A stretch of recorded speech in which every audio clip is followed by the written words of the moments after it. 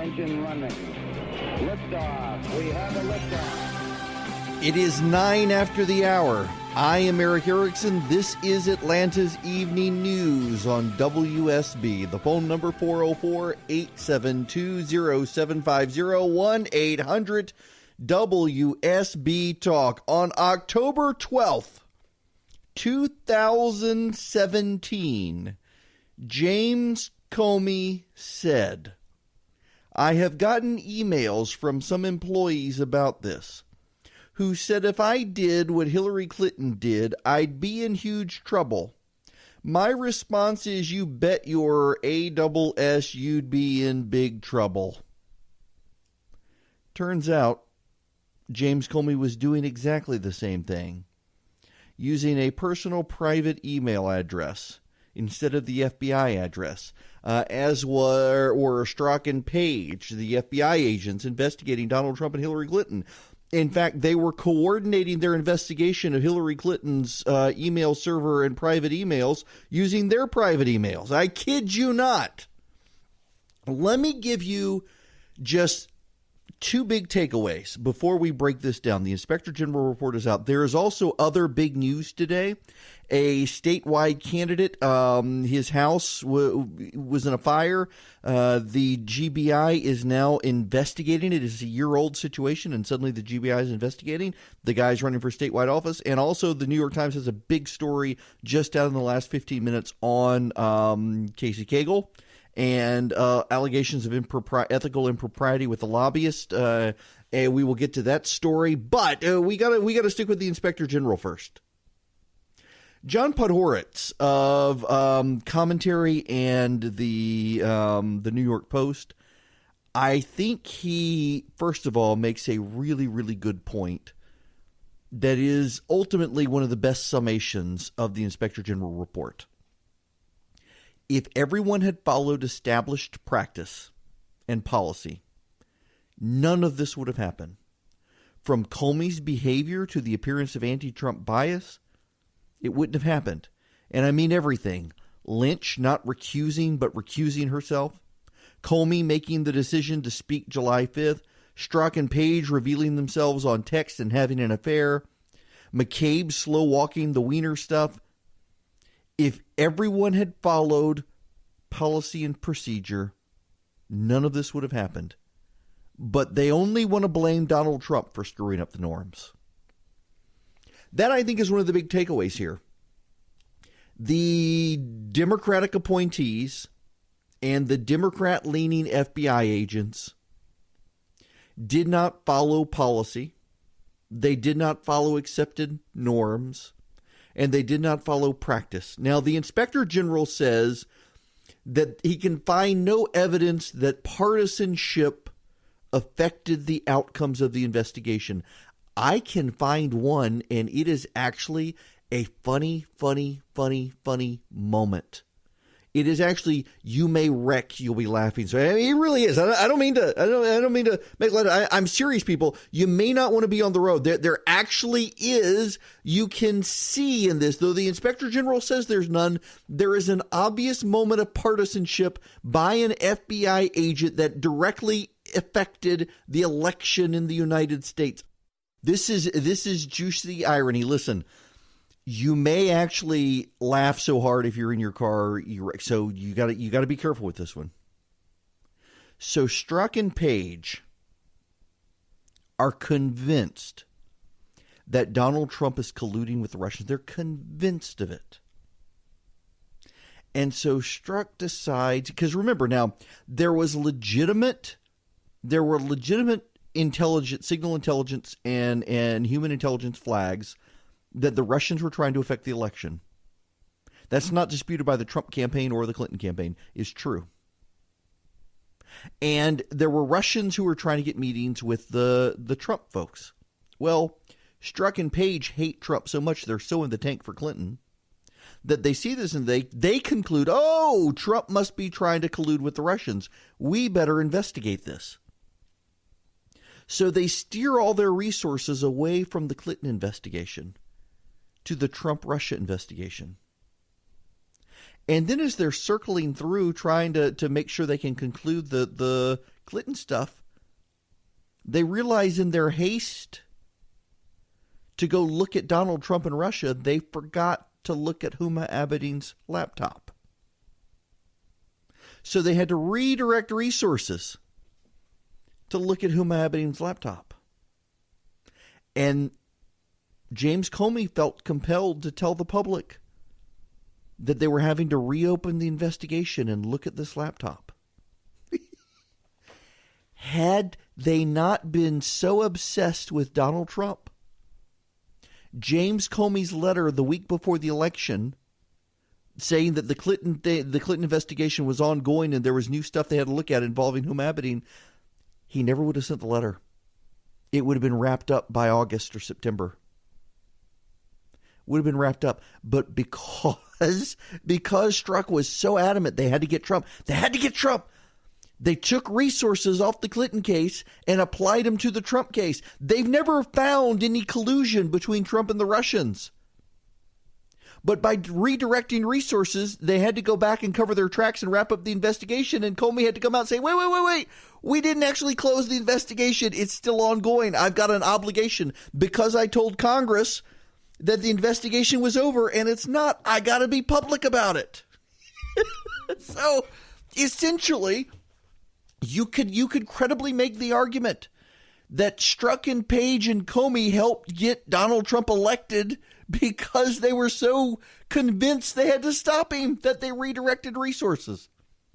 Now, again, the Inspector General says there's no evidence that partisanship altered the election or impacted the investigation.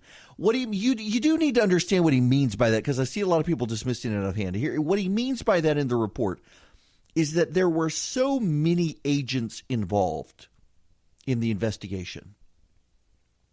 And most of the senior agents had no trail of political comments. Some of them were Republican.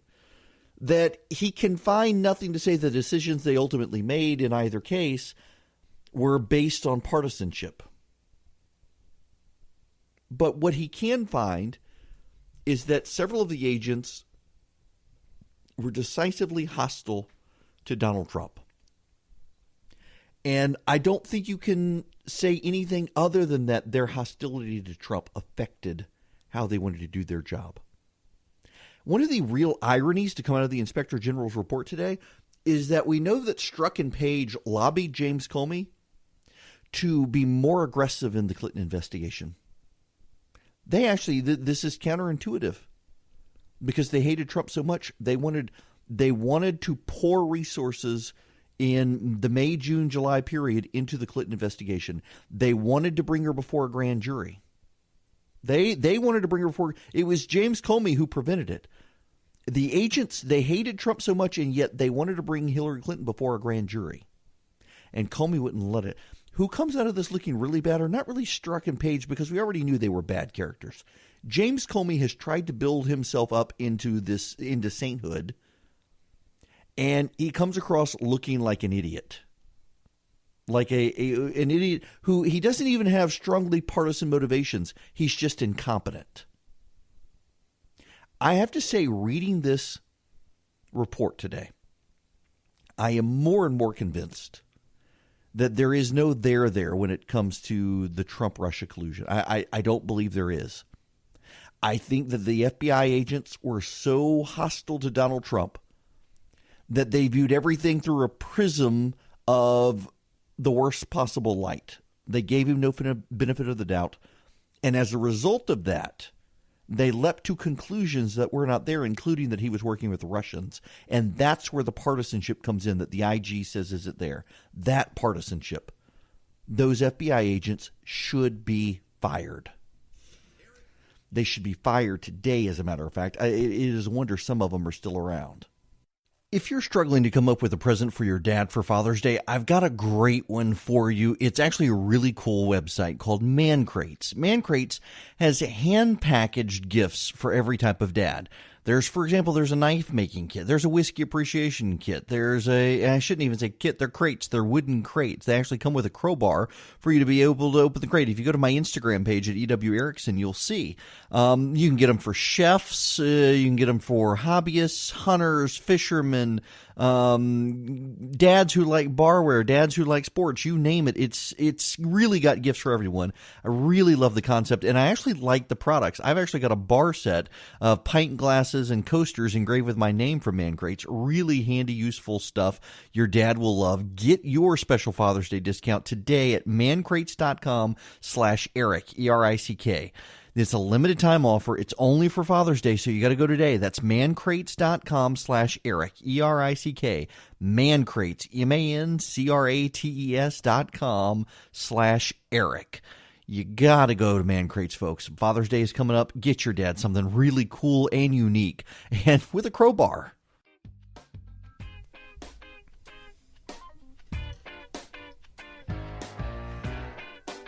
It is 26 after the hour, and have I got a deal for you guys. It's actually a really good deal. It's something I myself have taken advantage of. It is Harry's Razors. And by the way, I gotta acknowledge that Harry's now, they've taken off so much, they've become so popular because they really are such a good product. You can get them now at Walmart and Target. You don't just have to order online. But if you order online for a limited time only, Harry's has a special offer for my listeners. You can get $5 off a shave set from Harry's with code Erickson at harrys.com. ERICKSON. That means you get a starter set.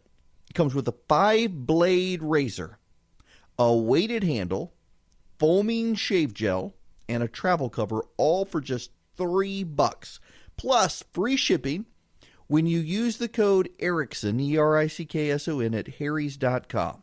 It really is a good deal. In fact, I had another one come right here. I ordered for a gift. In fact, I'll open it for you right here while I'm on air. Believe it or not, it showed up today. Harry's actually sent me one for doing the ad, and I ordered a separate one because I wanted to give it to a buddy of mine who kept pestering me about it. So I'm going to open this one. And the Harry's box, by the way, is fantastic. And this razor blade is so awesome. You know the tiny little like size of your pinky razor handle that you get with your $2 billion razor blade? With Harry's, you actually get a sizable weighted handle. I really enjoy it. It's a great product, folks. Go to harrys.com. Use the code Erickson at checkout. You're going to get $5 off the shave set. Really, folks, this is $3 plus free shipping. You can't lose. Join millions of guys who switched, including myself. Go to harrys.com today. Let's see. Do I have time to take a phone call? I do believe I have time. I want to go to Jeff in Marietta. Jeff, how are you? I'm doing great, sir. Thank you. I hope you noticed my skillful pronunciation of Marietta. Yes, sir. What's going on? I just wanted to know if you have any clue on how the Democrats are spinning this. Oh, yes. Well, first of all, they're relying on the IG language that he can't find evidence that partisanship shaped the outcomes of the investigations or the directions of the investigations. The other thing they're relying on is saying, hey, don't look at this one. Look at the New York Attorney General filing a lawsuit against the Trump Foundation. I mean, yeah. Y'all, listen, the New York Attorney General actually has a legitimate case against the Trump Foundation. They've got the documents in writing where President Trump directed a charitable donation to something related to Mar-a-Lago. But you cannot convince me, regardless of the merits of that lawsuit, you cannot convince me that the Democrats didn't trot that out today because they needed something to deflect the Inspector General's report. I mean, it absolutely, the way this has been handled by the Democrats today, they literally are on social media saying, well, the Inspector General found no partisanship, but look at the New York Attorney General suing the Trump Foundation. Have you paid attention to this story? Why aren't you talking about this story? Well, we're not talking about that story because this is such a big deal. There's more on the Inspector General report when we come back, but we do have to get into that suit and this investigation into Casey Cagle by the New York Times. This is going to be a big story when it comes out. It looks like it's continuing to shape up in the Times.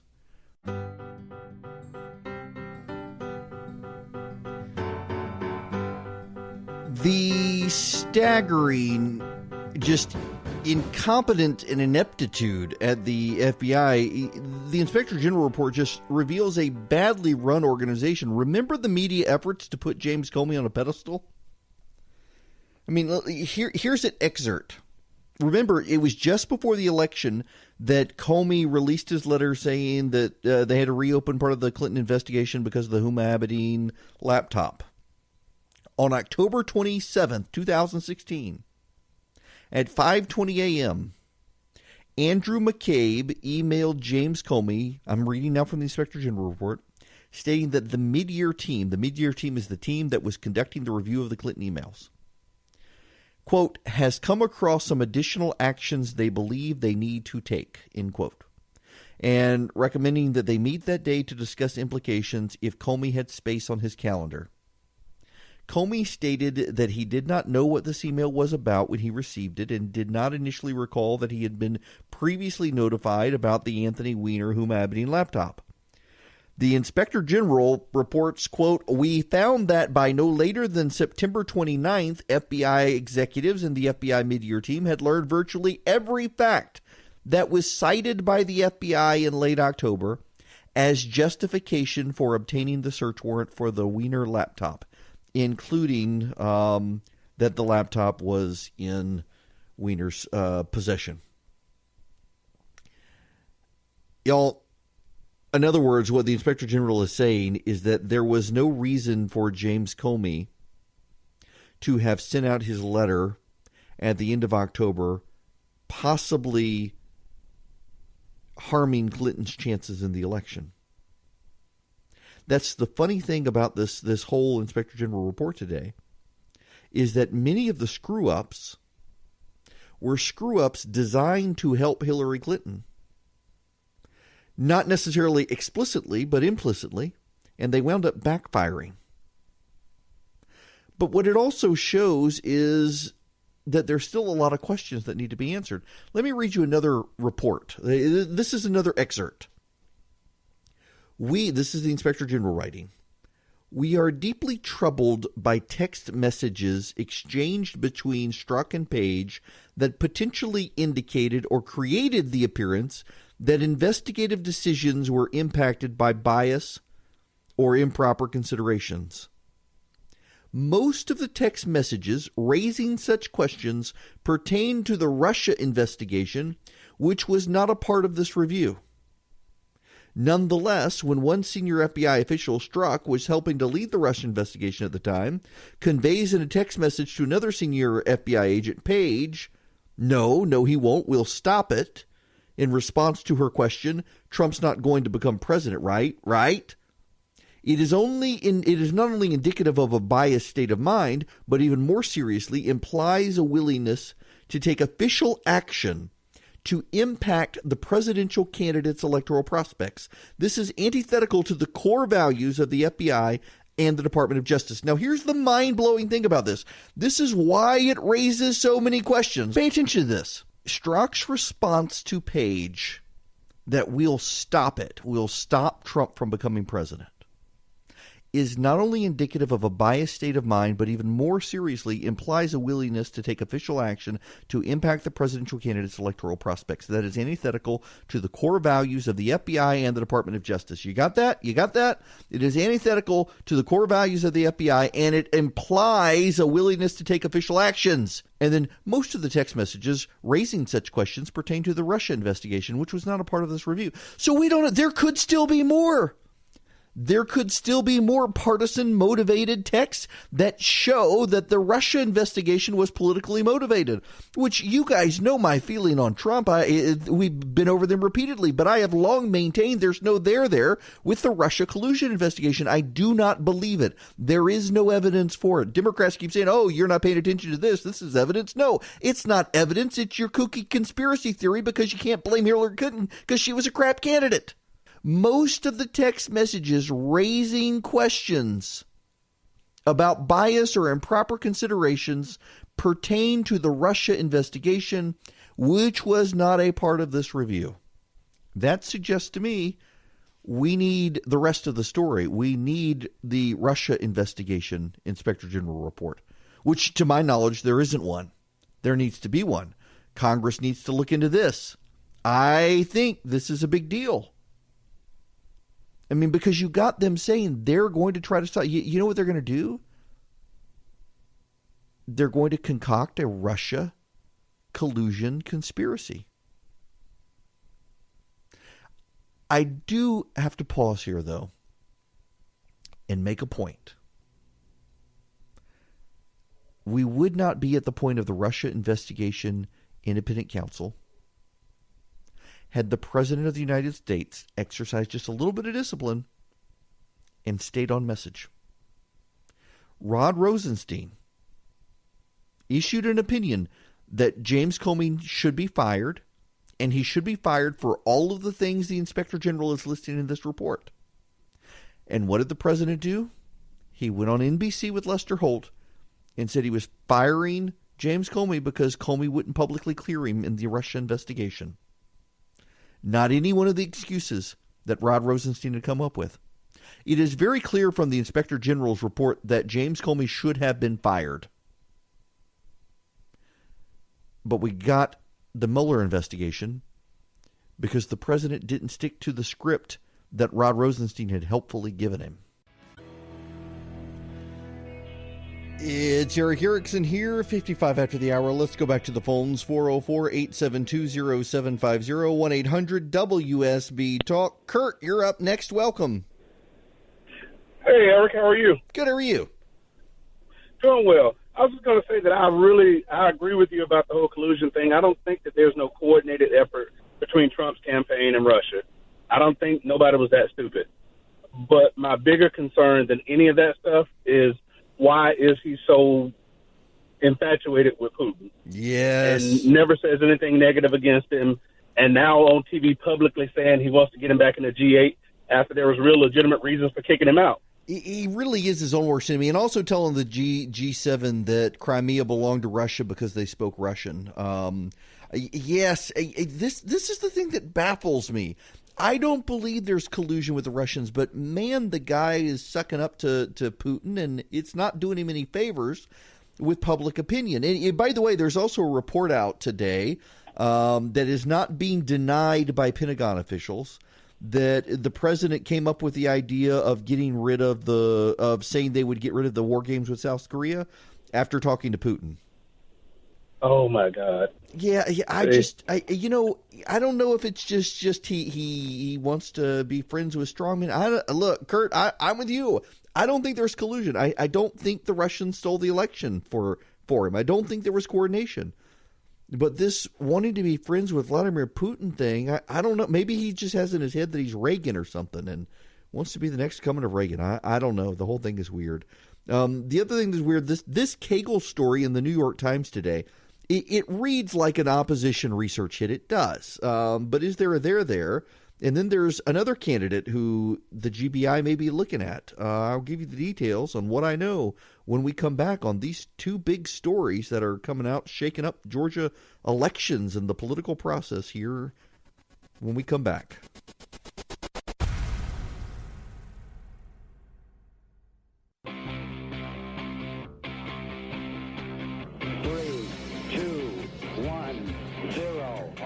Running. Liftoff. We have a liftoff. It's 9 after the hour. I am Eric Erickson. This is WSB. The phone number 404-872-0750. 1-800-WSB Talk. Boy. So a couple of members of the state legislature, State Senator Bill Heath and State Representative Susan Holmes, they're both Kemp supporters, and they're asking the U.S. Attorney, B.J. Pack, and the FBI Special Agent Meringue Pack, and Fulton County District Attorney Paul Howard to investigate the claims made by Cagle that he was blocking money going to Hunter Hill by passing a piece of legislation he thought was bad public policy, but also the claims made by Lindsey Tippins, the chairman of the Senate Education Committee, that Cagle had told him that he would get campaign contributions if the legislation passed, that Cagle would get the campaign contributions, not just that Hunter Hill wouldn't, but that Cagle would.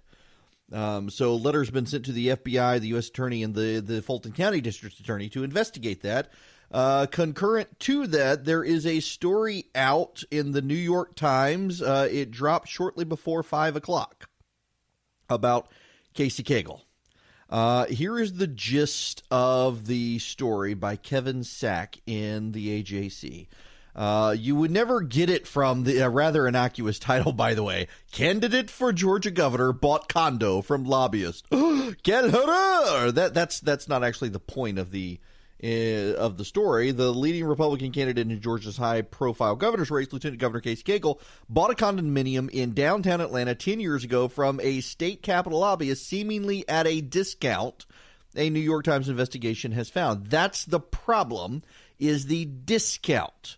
Real estate records show Cagle, who faces a runoff for the Republican nomination on July 24th, purchased the one-bedroom apartment at 24% less than its appraised value, below comparable sales prices, and sold it last year at a 29% profit. He was preparing his run for governor.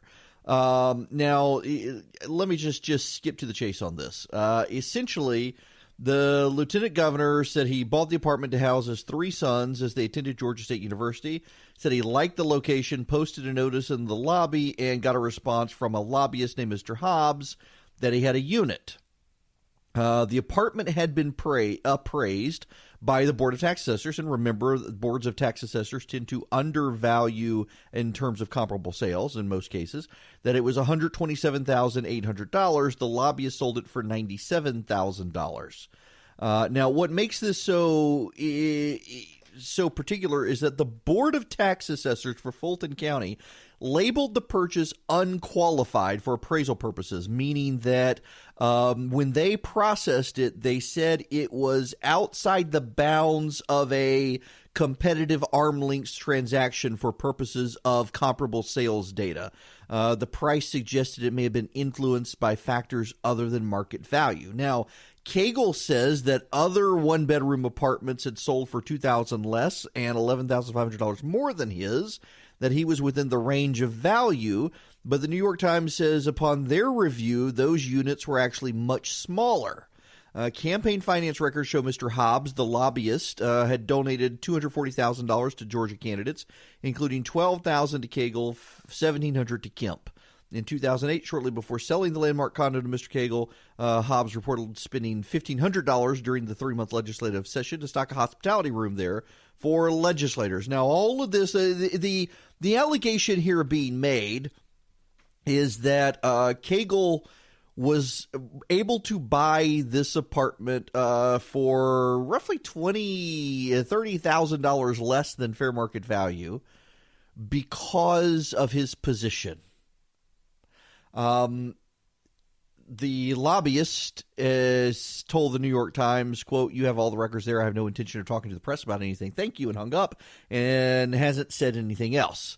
This is just a drip of campaign impropriety stories coming on the heels of the Clay Tippin story. Now, all right, Rich in LJ, I'm going to let you make this point because I was going to make it, but you might as well. Hey, Eric, how are you? I'm good. How about yourself? Doing good. Aside from the real estate issues and all that, there's a direct quote here where the New York Times goes into Kemp. They did a piece and a brutal piece about Kemp. Quote, Kemp separated himself with light-hearted ads that emphasized his political incorrectness. Yeah.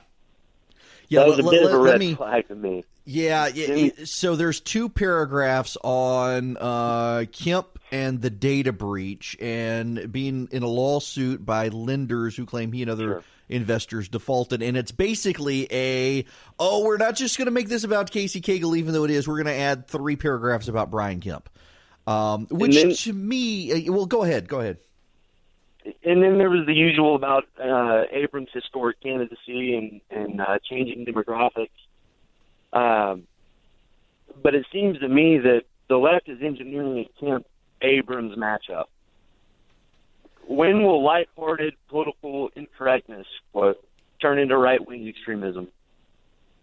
Yeah. In that publication. Listen, I don't actually think this was an Abrams hit, though. I'll disagree with you a little bit on that. But yes, I was actually going to say another segment. I'll go on and get there, Rich. Thanks for the phone call, by the way. I have it on exceedingly good authority that Stacey Abrams wants to run against Brian Kemp. Very much wants to run against Brian Kemp. But I'm reading this story and I'm thinking, this is Kemp opposition research. Y'all, reporters don't go through and do this sort of stuff. Somebody does it for them. I've played this game. I was a political consultant. The New York Times did not generate the story on its own. It fell into their lap. They were given the tips, and they certainly tracked him down and they confirmed him. Good for them. But my guess is this is more of a Kemp thing, Kemp generated story. But this doesn't mean the story's not invalid. And that's the other detail here. You do have to know this doesn't mean the story, if it was opposition research, even if it was opposition research generated by Stacey Abrams or Brian Kemp or Clay Tippins for that matter. It's still a valid story. And there are still issues there that are the New York Times is raising. That did Cagle use his influence to get a discount that you or I could not have gotten? There are lots of people with lots of concerns, for example, in Washington, D.C., that the Inspector General report shows there are two Americas, one for the privileged and rich and one for the rest of us. And the privileged and rich get treated better as long as they have the proper worldview and cultural views on liberal socialist policy and whatnot. They get better treatment than the rest of us. They have access to better lawyers. The FBI is willing to turn a blind eye to their behavior, et cetera, et cetera, et cetera.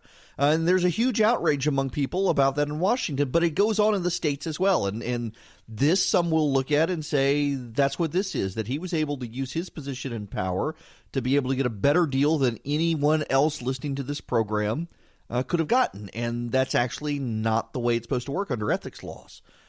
Even if it does happen. That's part of the frustration with this political season, or the number of people say, well, yeah, no, it's not supposed to happen, but it happens anyway. Well, if it's not supposed to happen, it's not supposed to happen. Now, Cagle can defend himself, and yes, I do think part of the defense is this is an opposition research hit generated in the liberal New York Times by an opponent. I think that's fair to bring up. And I'm not sure that this is a monumental scandal, but if it's a drip, drip, drip, death by 1,000 cut strategy, based on what I'm hearing about polling from some of the third-party groups who are thinking of weighing in on the race right now, it appears this is having a real impact on Casey Cagle's candidacy. You have probably seen the Dollar Shave Club ads. They're actually really awesome, really, really funny ads. I was one of the original Dollar Shave Club members when they came out. I mean, I've totally bought into the ads. Really, really a cool shave club idea. It delivers everything you need to look, feel, and smell your best. You name it. They've got shampoo, conditioner, body wash, toothpaste, hair gel, even a wipe that'll leave your bottom feeling tingly clean. Dollar Shave Club is more than just razor blades. It has all these other things, and there's a great way to try a bunch of Dollar Shave Club's products. For just $5, you can get their Daily Essential Starter Set. It comes with body cleanser, One Wipe Charlie's, their amazing butt wipes, their world-famous shave butter, and their best razor, the 6-Blade Executive. 6 blades. Keep the blades coming for a few bucks more a month and add in shampoo, toothpaste, anything else you need for your bathroom. Check it all out at dollarshaveclub.com/Eric. That's dollarshaveclub.com/Eric, ERICK.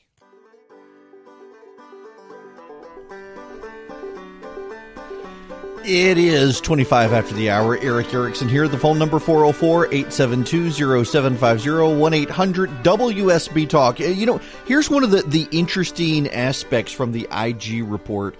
Strzok very clearly did not like Donald Trump, told his mistress that they would work to stop him. Suggested that the investigation was that the Mueller investigation would lead to Trump's impeachment, but he also said in the text, let's not forget, that he didn't actually think there was a there. He didn't want to work on the Mueller investigation because he didn't think they would actually uncover anything. But I do think that it is worth pointing out, because among Republicans, you're not going to get this a lot.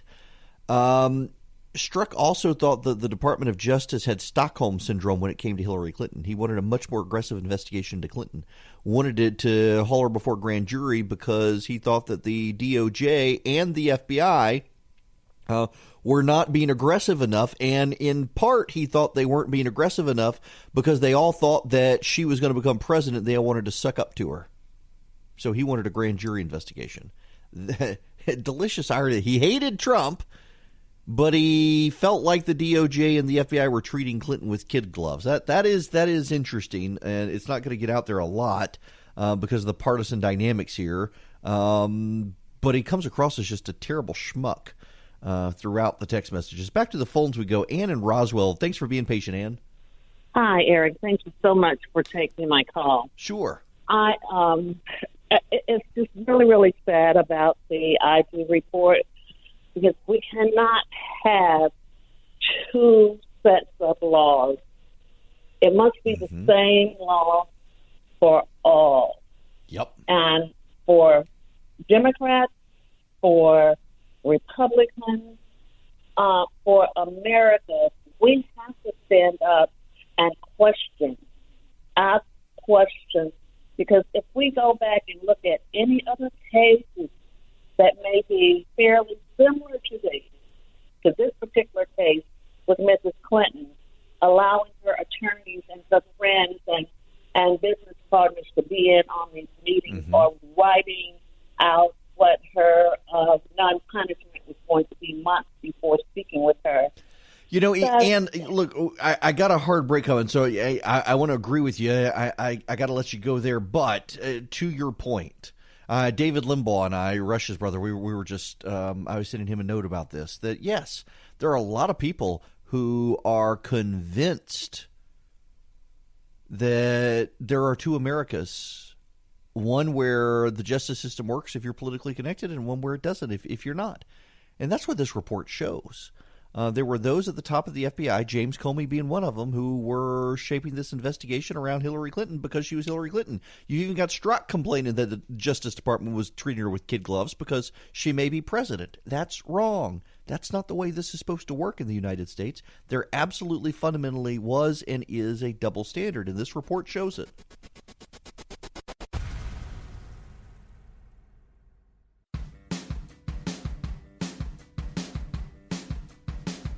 It is 39 after the hour. The phone number is 404-872-0750, 1-800-WSB Talk. Fascinating bit here in the Inspector General's report. In an exchange on February 4th, 2016, Agent 1, there are 5 agents involved. Agent 1, they don't use names. Agent 1 and an FBI employee who is not assigned to the Clinton investigation discussed Agent 1's interview with the witness who assisted the Clintons at their Chappaqua residence. Part of this exchange follows. FBI employee, boom, how did the witness go? Agent, awesome, light his butt off.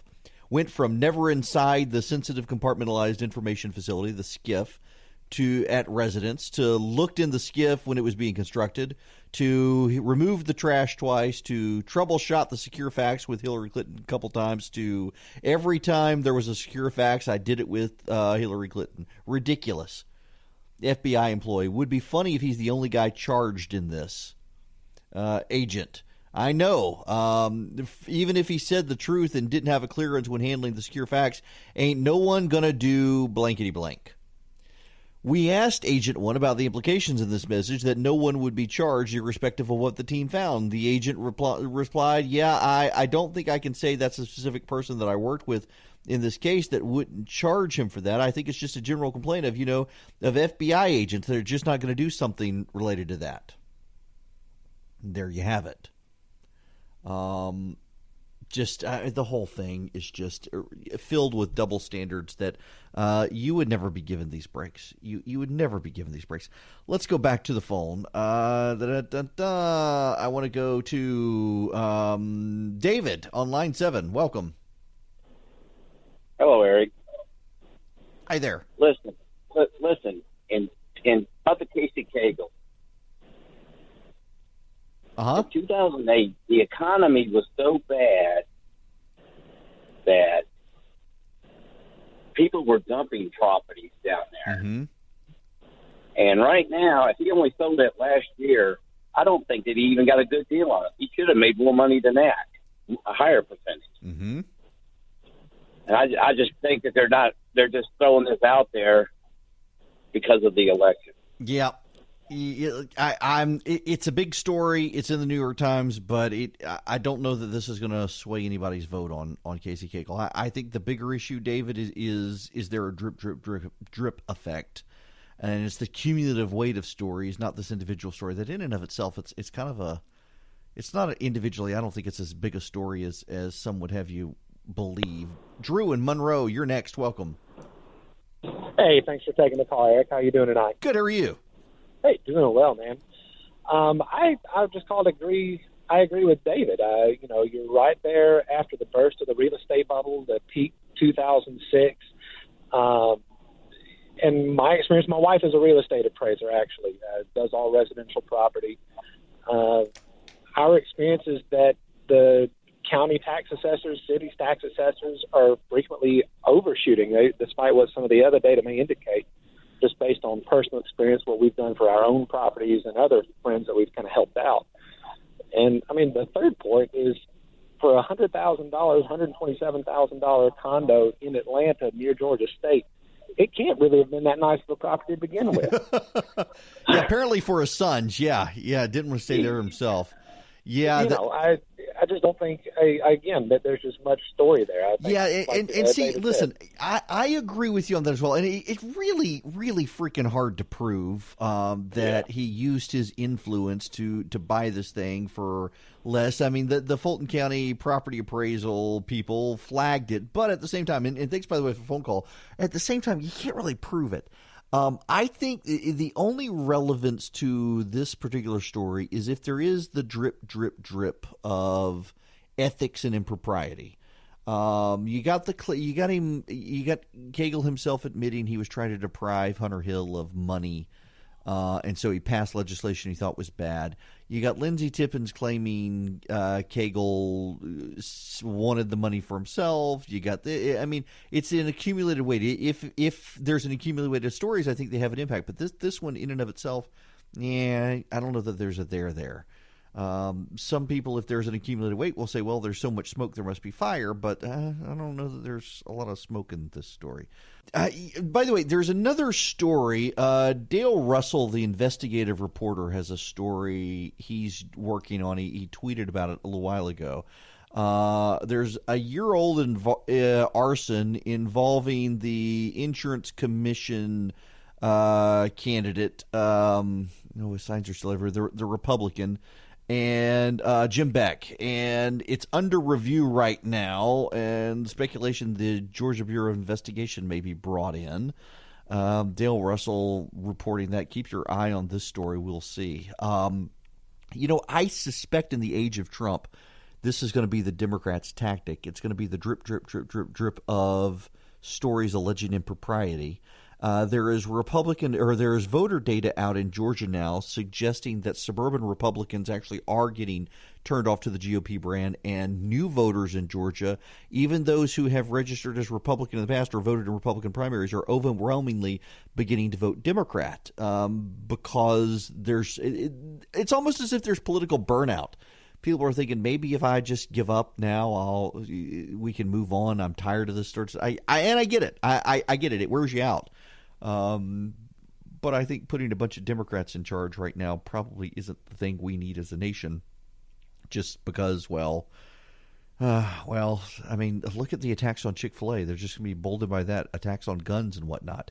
Interestingly enough, I saw the Babylon Bee has a story out that President Trump is under fire for a meeting with a nation that commits genocide. The Babylon Bee headline is Kim Jong-un under attack for meeting with nation that kills 60 million children.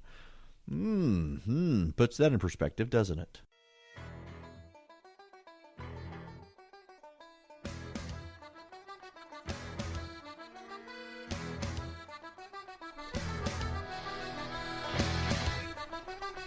I continue to make my way through the Inspector General's report. Just one moment here. One point to make. And that is this. Republicans and Democrats are, for the rest of our lives, it seems, going to argue over who should be indicted, Hillary Clinton or Donald Trump. I personally think it is bad precedent. Hillary Clinton lost at the polls. She and her husband now marginalized. And I think it is a terrible precedent to set if they continue to pursue her.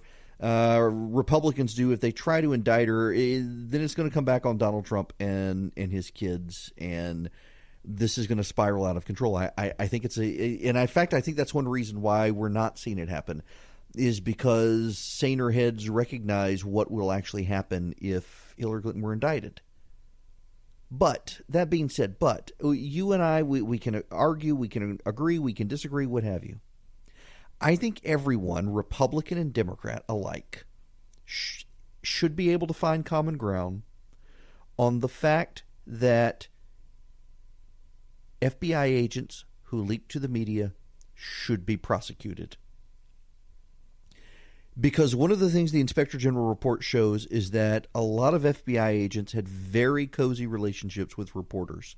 Being taken to play golf, being taken to restaurants, being taken to events, essentially being bribed for information. And they need to be prosecuted.